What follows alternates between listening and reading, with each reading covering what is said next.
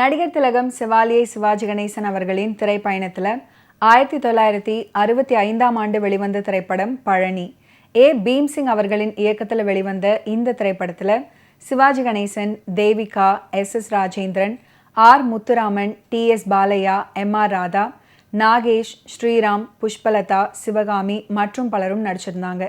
G.V. Iyer அவர்களின் கதைக்கு M.S. Solaimalai அவர்கள் வசனம் எழுதியிருந்தார். மெல்லிசை மன்னர்கள் இசையமைக்க பாடல் வரிகளை கவியரசர் கண்ணதாசன் அவர்கள் எழுதியிருந்தார்.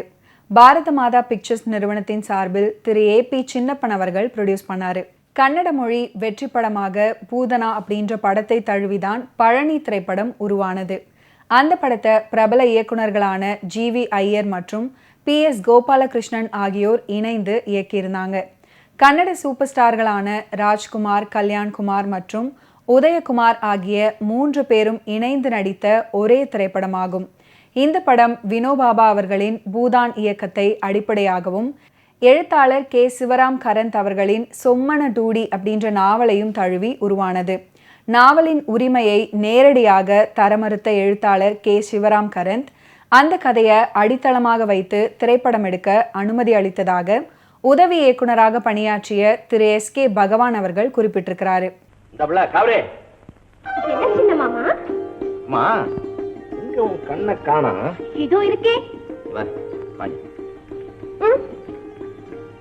கண்ணையா கேட்டேன்.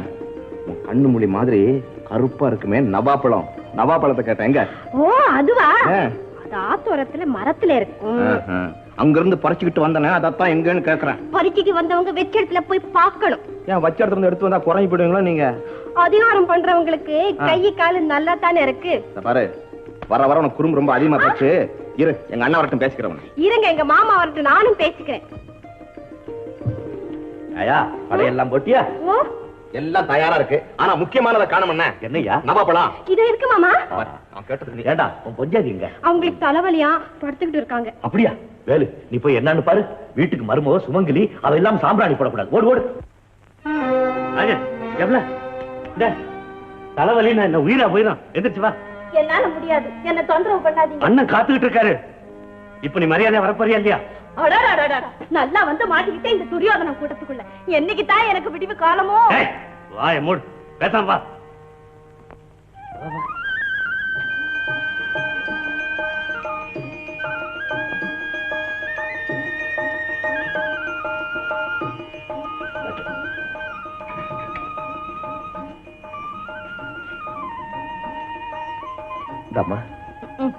இத உங்க அக்கா மக கிட்ட குடுத்துருக்க கூடாதா? இதுக்கொசரம் தலைவலின்னு படுத்துக்கிட்டு இருந்தவளை புடிச்சு இழுத்துக்கிட்டு வரணுமா?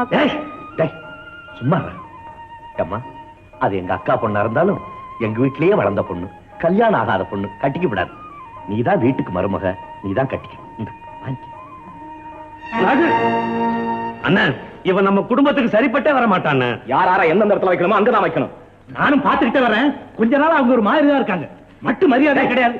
என்னடா எல்லாரும் சேர்ந்துட்டு பேசுறீங்க? ஆமா, அந்த பொண்ணு தான் ஏதோ தலை வலிக்குதுன்னு சொல்லிச்சேன். சரி சரி, நீ சாப்பிட்டு போய் வைத்தியரை கூட்டிட்டு வந்து காமி. மாமா, எதை போட்டாச்சு சாப்பிட வர வர வா. வாய் பிராமு, நல்ல நேரத்துல வந்திருக்கிற. உட்காரு. யாயா, இன்னொரு இலை போடு இப்ராமுக்கு. போடுமா போடு. நான் தான் உங்க நாலோரோட ஐவர் ஆயிட்டனே. பழனி, அண்ணன் தம்பி எல்லாரும் ஒத்துமையா உட்கார்ந்து சாப்பிடறத பார்த்தா எவ்வளவு சந்தோஷமா இருக்கு தெரியுமா எனக்கு. பிராமணே, இப்படியே காலம் பூரா நாங்க ஒத்துமையா இருக்கணும்னா எங்க பெரிய அண்ணனை சீக்கிரமா கல்யாணம் பண்ணிக்க சொல்லுங்க. இது ஒண்ணும் சரிப்பட்டு வராது. ஏன்டா அப்படி எல்லாம் பேசுற? எனக்கு எதுக்குடா கல்யாணம்? உங்களுக்கு கல்யாணம் காட்சி ஆகி உள்ள ஊட்டிக்க பிறந்துச்சுன்னா அதுகளை பாத்துக்கிட்டே என் வாழ்க்கையை ஓட்டி விடுறேன். அப்படித்தான் எங்க சொல்லுங்க. உழுதுண்டு வாழ்வாரே வாழ்வார், மற்றெல்லாம் பொழுதுண்டு பின் செல்பவர். பழனி, வழக்கம் போல இன்னைக்கு நீதான் முதல்ல பொன்னேற கட்டினியாமே. ஆமா, குத்தக நிலமா இருக்கும் போதே இப்படி கண்ணும் கருத்துமா கவனிக்கிறாங்களே, சொந்த நிலமா இருந்தா அப்பா இவங்களை கையிலேயே பிடிக்க முடியாதுன்னு ஊர்ல பேசிக்கிறாங்க. ஊரு பயிர்களுக்கு என்ன வேலை? மத்தவன் என்ன செய்யறான்னு கவனிக்கிறதா வேலை. இப்ராமு, நான் சொல்றது என்னன்னா, இந்த பூமியில பிறந்த அத்தனை பேருக்குமே இந்த பூமி சொந்தன்னே. நாங்க விவசாய குடும்பம், உழுவறதுக்கு நிலம் இருக்குது. அது குத்தகையா இருந்தா என்ன, சொந்த நிலமா இருந்தா என்ன? அது இல்ல, நமக்குன்னு ஒரு காணி நிலமாவது சொந்தமா இருந்தா தானே உருத்தோட பாடுபட முடியும். இப்ப என்ன நடக்குது? 4 பேரும் மாடா உழைக்கிறோம். பண்ணையாருக்கு கொடுத்தது போக பாதி வயதுக்கு தான் கஞ்சி சரியா இருக்கு. ஏலே அப்படிலாம் வேபடாது. மேலி பிடிக்கிறவன் மனசு சுத்தமா இருக்கணும்டா. அப்பதான் காலாகாலத்துல மழை பொழியும், ஊர் நாடு செழிக்கும். அப்போ ஒரு தனி மனுஷன் இந்த ஊரே வளைச்சு போட்டுக்கிட்டு இருப்பான். நாம எல்லாம் அவங்ககிட்ட அடிமையா இருக்கணும். யார அடிமைன்னு சொன்னா ஏறு பிடிக்கிறவன் யாருக்குமே அடிமை இல்ல. உடன்பிறப்புகளுக்கு இடையேயான பிணைப்பு மற்றும் அன்பு மற்றும் கிராமத்துல விவசாயிகளின் பங்கு ஆகியவற்றை முன்வைத்த முதல் தமிழ் திரைப்படம் இந்த படம். இந்த படம் விமர்சன ரீதியாக வெற்றி பெற்றது மற்றும் 100 நாட்கள் ஓடியது. மேலும் அந்த ஆண்டின் சிறந்த தமிழ் திரைப்படத்துக்கான தேசிய திரைப்பட விருதையும் வென்றது. படத்தில் நாயகி உண்டு, ஆனால் நாயகனுக்கு அவர் ஜோடி அல்ல.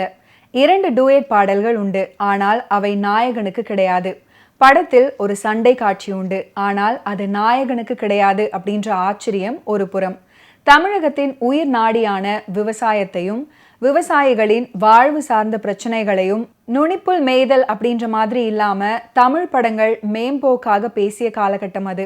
அப்போது பெரும்பான்மையான உழவர்கள் காணி நிலம் கூட இல்லாமல் கை கட்டி வாய் பொத்தி நிலப்பிரபுத்துவ குத்தகை முதலைகளிடம் கொத்தடிமைகளாக வாழும் அவலத்தை துளியும் பிரச்சார துணியின்றி நேர்மையாக காட்சிப்படுத்திய கதை திரைக்கதை என்னும் ஆச்சரியம் மற்றொரு புறம்.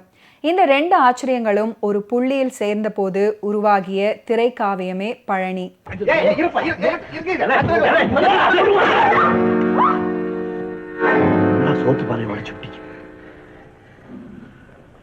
சரி, எது நடக்கணுமோ அது நடந்து போச்சு. வாங்க வாங்க எல்லாரும் வாங்க. வேலு, இந்த பாரு உன் பொஞ்சாதி வந்தாச்சு. அக்கா, இன்னையில இருந்து நீ உன் பொஞ்சாதியும் தனியா கொடுத்தனப்போ. என்னன்னா என்ன சொல்றீங்க? நாம கூட தனி கொடுத்தன போடுமா? முடியாது முடியாது. முடியும்னு நான் அவங்க அப்பா கிட்ட வாக்கு கொடுத்துட்டேன்ப்பா. வாக்கு கொடுத்தீங்களா?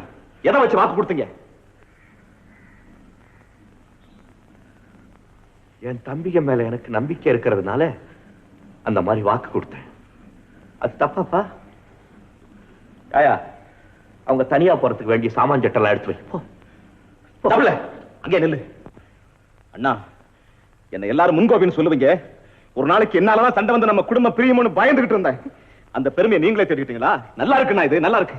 கோழி மிதிச்சு குஞ்சு சாகிற கொடுமண்ணா அது. ராஜு, விஷயம் தெரியாம பேசுறியடா. பூனை இருக்க, அது தன் வாயால எலிகளை கவரத்துக்கும் தன் குட்டிகளை கவரத்துக்கும் வித்தியாசம் இருக்கு. அண்ணா, நீங்க என்ன சொன்னாலும் சரி, வேலை தனியா போக நாங்க விடவே மாட்டோம். நீங்க எல்லாம் வேலுவோட வளர்ந்தவனுவோ, நான் வேலுவை வளர்த்த வேண்டாம். அப்படிப்பட்ட நீங்களே இன்னைக்கு தனியா போக சொல்றேன். எதுக்காக? நாம வேலுவுக்கு சகோதரனுங்க, அமிர்தம். ஆனா அந்த பொண்ணு வேலுவோட பொஞ்சாதி. நம்மளோட அந்த பொண்ணுக்கு தான் உரிமை அதிகம். சின்ன ஜெருசு தனியா இருக்கணும்னு நினைக்கிறதுல என்ன தப்பு? இப்ப எங்க போறாங்க? பக்கத்துல தானே இருக்க போறாங்க. ஒலை மட்டும்தான் தனியா வைக்க போறோம். ஏதோ அந்த பொண்ணு மனசு தெரிஞ்சு ஒரு நாளைக்கு நாமெல்லாம் ஒத்துமையா இருக்கணும்னு நினைச்சிட்டா அன்னைக்கே ஒத்துமையா இருந்தா போகுது. அண்ணா, உங்களை விட்டு என்னால தனியா இருக்க முடியாதுன்னு அப்படி சொல்லுங்கண்ணா. அப்படியா? சரி, நான் போறேன். வேண்டாம் நானே போறேன். நானே போறேன். உங்களை நான் ராமர்னு நினைச்சேன். நீ என்னைக்குமே எனக்கு பரதம் தாண்டா. என்னைக்குமே எனக்கு பரதம் தான். நடக்கும்.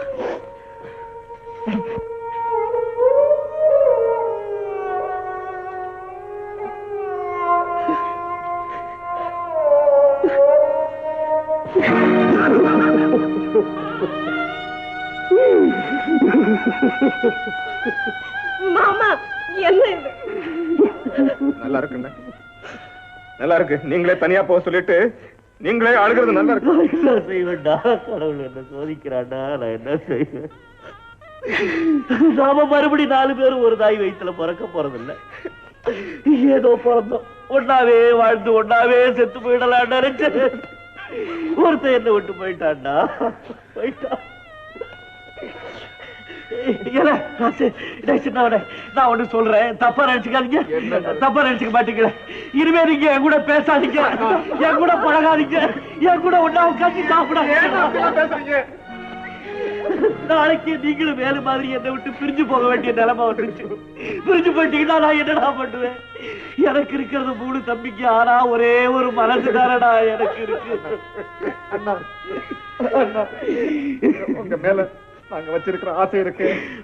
அதுக்கு முன்னால மண்ணாசை, பெண்ணாசை, பொன்னாசை எல்லாமே தூசு. என்ன தூசு? நம்ம பெற்ற தாய் மேல ஆணையா சொல்றேன் அண்ணா, நாங்க உங்களை விட்டு பிரியவே மாட்டோம்.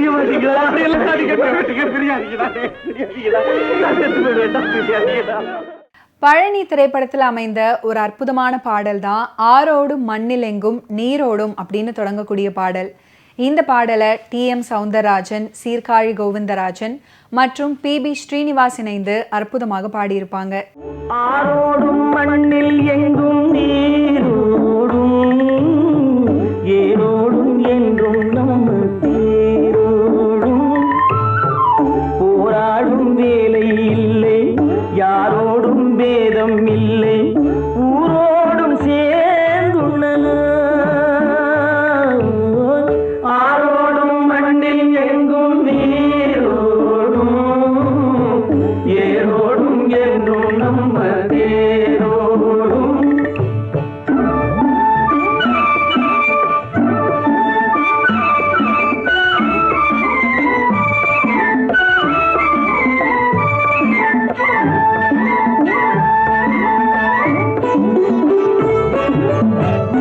மண்ணிலே தங்கம் உண்டு, மணியும் உண்டு, வைரம் உண்டு, கண்ணிலே ஆணை செய்யும் கைகள் உண்டு, வேலை உண்டு, நெஞ்சிலே ஈரம் கொண்டு, பாசம் கொண்டு, பசுமை கொண்டு, பஞ்சமும் நோயும் இன்றி பாராடும் வலிமை உண்டு. சேராத செல்வம் இங்கு சேராதோ, தேனாறு நாட்டில் எங்கும் பாயாதோ. ஆரோடும் மண்ணில் எங்கும் நீரோடும், ஏரோடும் என்றும் நம்ம தேரோடும்.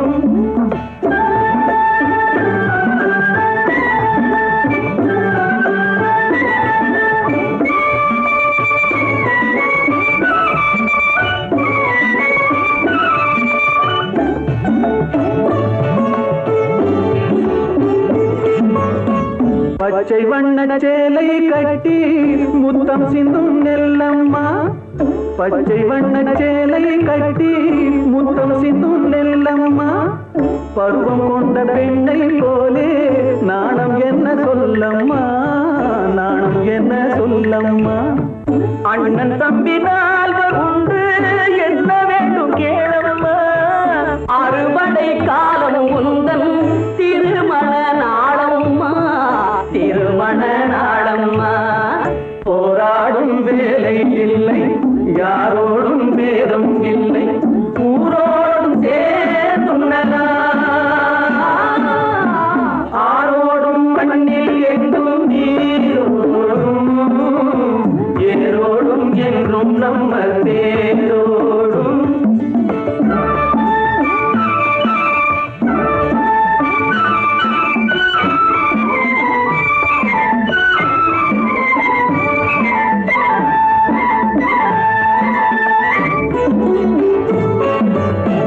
கைகட்டி சேவை செய்து கண்கள் கெட்டு உள்ளம் கெட்டு, பொய் சொல்லி பிச்சை பெற்றால் அன்னை பூமி கேலி செய்வாள். தேர் கொண்ட மன்னன் ஏது, பேர் சொல்லும் புலவன் ஏது, தேர் கொண்ட மன்னன் ஏது, பேர் சொல்லும் புலவன் ஏது, ஏர் கொண்ட உழவன் இன்றி போர் செய்யும் வீரன் ஏது, போர் செய்யும் வீரன் ஏது. இந்த படத்தின் தலைப்புகள்ல எந்த கலைஞருக்கும் எந்த பெருமையும் இல்லை. அதற்கு பதிலாக அது தொழில்நுட்ப வல்லுநர்களின் பெருமைகளை காட்டியது. விவசாயிகள் கிராமத்துல எப்படி இருக்க வேண்டும், நகர மக்கள் உணவை பெரும் வகையில் நிலங்களை எவ்வாறு பயிரிட வேண்டும் அப்படின்றது பற்றிய ஒரு தீவிரமான கருத்தை இந்த படம் முன்வைக்குது. உழவு தொழிலாளியின் வியர்வை வாசனையை மண் வாசனையுடன் கலந்து 55 ஆண்டுகளுக்கு முன் உழவர் தினத்துல வெளியான திரைப்படம். ஏரி கரையின் மேலே பொறவளே பெண்மையிலே, என் அருமை காதலியே, என்னை கொஞ்சம் பாரு நீயே, அன்னம் போல நடை நடந்து சென்றிடும் மயிலே. சின்ன மாமா என்ன வந்து 7க்கு அப்புறம் என்ன? ஐயோ மண்டு மண்டு, 7க்கு அப்புறம் என்னன்னு தெரியல. 7க்கு அப்புறம் 8. உங்க தலையில குட்டு.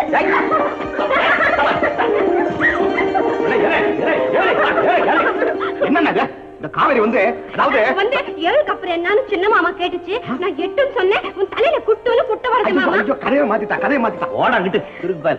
இது என்ன மாமா? உங்களுக்கு துணிமா? எனக்கு உனக்கு தான் முதல்ல வாங்கினேன்.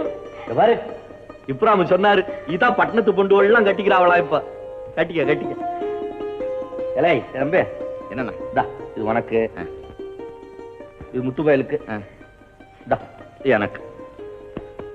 நல்லா இருக்கு. என்ன வேலன் பொண்ணு வாங்கலையா? வேலுக்கு இருக்குடா, தனியா கொடுத்து இருக்கிற பையனுக்கு நாம எதுக்கு வாங்கி கொடுக்கணும்? அவனுக்கு நமக்கு என்னடா உறவு இருக்கு? என்ன இப்படி பேசிட்டு? யாரா கிறுக்கு பைய? எத்தனை காலத்துக்கு நான் வாங்கி கொடுக்க முடியும் அவனுக்கு? இதெல்லாம் ஏதுங்க?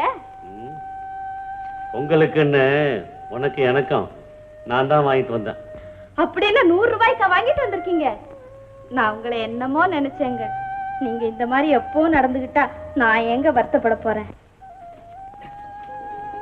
கேட்டீங்களா? 100 ரூபாய்க்கு வேலை வேட்டி சேலை வாங்கியிருக்கு. அது தேவை 100 ரூபாய். எங்கேயாவது கடன் தானே வாங்கியிருக்கணும். தனி கொடுத்து நடத்துறது குடும்ப நன்மைக்கடான்னு சொன்னீங்களே, இப்ப பாத்தீங்களா? சும்மா கடடா. உன்னை விட குடும்பம் எப்படி நடத்தணுங்கிறது அவனுக்கு நல்லா தெரியும். நீ ஏன் கடந்து துடிக்கிற? ஆமா துடிக்கிறேன். ஏன் துடிக்கிறேன்?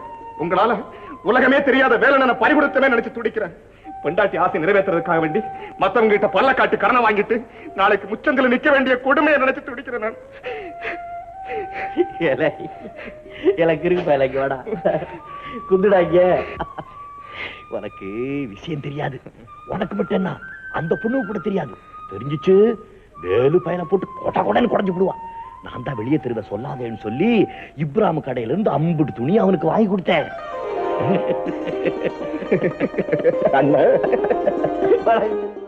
நியாய விலை கடைகளின் செயல்பாடின்மையால் விளையும் குறைபாடுகள், உணவு தானியங்களின் பற்றாக்குறை, அவை பாதுகாக்கப்பட்டு கருப்பு சந்தை வாயிலாக விலை போன அன்றைய சமூக சூழல் ஆகியவற்றை அரசியல் கலப்பின்றி கதையின் சூழலோடு நெருடவில்லாமல் பொருத்திய வகையில் இயக்குனர் பீம்சிங் மக்களின் இயக்குனராக பளிச்சிட்டார். தமிழ் சினிமாவில் கட்டமைக்கப்பட்ட நாயக பிம்பங்கள்ல இருந்து வேறுபட்டு கதையின் நாயகனாக நடிகர் திலகம் தன்னை வெளிப்படுத்திய திரைப்படம்.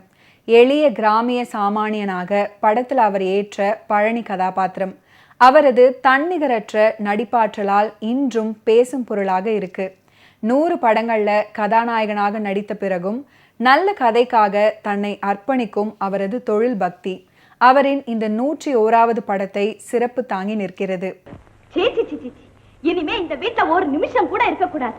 அவங்களுக்கு தான் மானம் இல்லைன்னா நமக்குமா இல்லாம போச்சு. இந்த மாதிரி காரியத்தை செய்துட்டு வாழறத விட நாக்க புடுங்கிக்கிட்டு சாகலாம். இவங்க முகத்துல முடிச்சாலே அஷ்ட தரித்திரமும் ஆபத்திக்குமே. என்னடி இது? நீ பாட்டு வறுத்து கொட்டிட்டு இருக்க. என்ன சமாச்சாரம்? எங்கிட்ட கேக்குறீங்களா? ஊர்ல பேசிக்கிட்டு உங்க காதுல விழல? என்ன பேசிக்கிறாங்க? அத கேட்கும் போதே என் காது செவிடா இருக்க கூடாதான்னு நினைச்சேன். இப்ப அந்த கன்றாவே என்ன சொல்றீங்களா? சொல்றேன். வக அருமை கன்னி காவேரி இல்ல, அவளும் இந்த ஊர் பண்ணையாரும் ரதியே ரதிக்கிளியே ரதிக்கேத்த மம்முதனே. நிறுத்து. இவ்வளவு நாள் கலகத்தை தான் உண்டு பண்ணிட்டு இருந்தேன். இப்ப கலங்கத்தை கூட உண்டு பண்ண ஆரம்பிச்சிட்டியா? எந்த பாவத்துக்கு பரிகாரம் உண்டு, ஆனா ஒரு பெண்ணுடைய கற்ப பழிச்ச பாவத்துக்கு மாத்திரம் பரிகாரமே கிடையாது. இன்னொரு தடவை எங்க காவேரியை பத்தி இந்த மாதிரி பேசின ஒரு நாக்கு 2 துண்டா வெட்டி போட்டுடுவேன். ஜாக்கிரதை. இப்படி எல்லாம் பயப்படுத்தினா ஏன் வாயத்தான் மூட முடியும், ஊரு வாய மூட முடியாது. ஊர்ல 100 குடியானவங்க இருக்காங்க. உங்க அண்ணனுக்கு மட்டும் ஏன் பண்ணையார் 2000 ரூபாய் கொட்டி கொடுத்தாருன்னு கேக்குறேன். பண்ணையாருக்கு சம்சாரம் இல்லாத குறைய இந்த காவேரி தங்கச்சி தீர்த்து வைக்கிறாள்ல. காவேரி எங்க அண்ணன் வீடு வாழப்படாதவளை, இந்த வீட்டையும் தன் மாமன்களை தவிர வேற உலகமே தெரியாதபடி காவேரி அவன் மேல அபாண்டமா பழிய போடுறீங்க. நீ உருப்படுவியா? ஆமா ஆமா, அவ பெரிய அனுசியா. அவளை சொல்றதால நான் உருப்படாம போயிடுவேன். ஊரு காரி துப்புதுன்னு சொல்ல வந்தா உடம்பு எரியுதாங்க. குடும்பத்துக்கு எடுக்க வந்த அந்த கோடாலிக்காமுக்கு வக்காலத்துவேன். நாகம்மா மறுபடியும் அதை சொல்லாத. நான் மிருகமாயிடுவேன். உன்னை கொன்னுடுவேன். கொல்லுங்க, அடிங்க, நான் பயப்படல.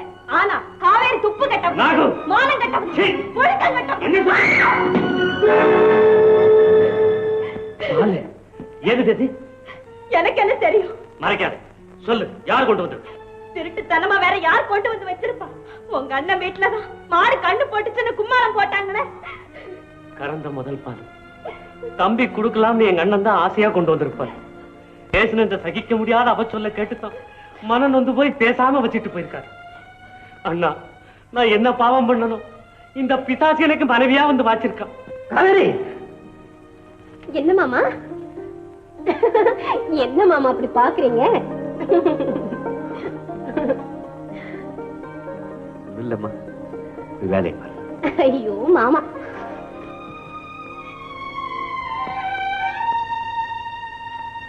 அண்ணன், காலமெல்லாம் அந்த நகத்தை கட்டிட்டு வாழணும்னு உபதேசம் பண்ணீங்களே, அவ பேசின பேச்செல்லாம் கேட்டுக்கிட்டு தானே வந்து உட்கார்ந்து இருக்கிறீங்க. அவளை இப்பதான் வீட்டை விட்டு வரட்டணும்.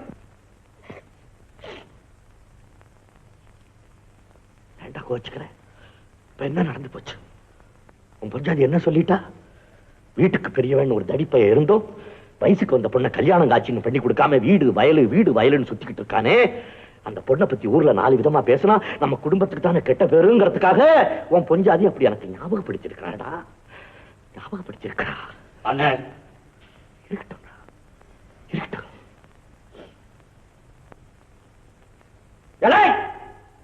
நாளைக்கே நம்ம ராத்து பயிருக்கு காவேரிக்கு நிச்சயம் புள்ளப்படா, நிச்சயம் தாமதம். ஆமாடா. ஓகே வியூவர்ஸ், இன்னைக்கு நிகழ்ச்சியில் நடிகர் திலகம் சிவாஜி கணேசன் அவர்களுடைய ஃபிலிம் கெரியரில் நடந்த பல இன்ட்ரெஸ்டிங்கான விஷயங்களை நீங்கள் பார்த்து தெரிஞ்சிருப்பீங்க. மீண்டும் அடுத்தடுத்த எபிசோட்ஸில் சந்திப்போம். நன்றி, வணக்கம்.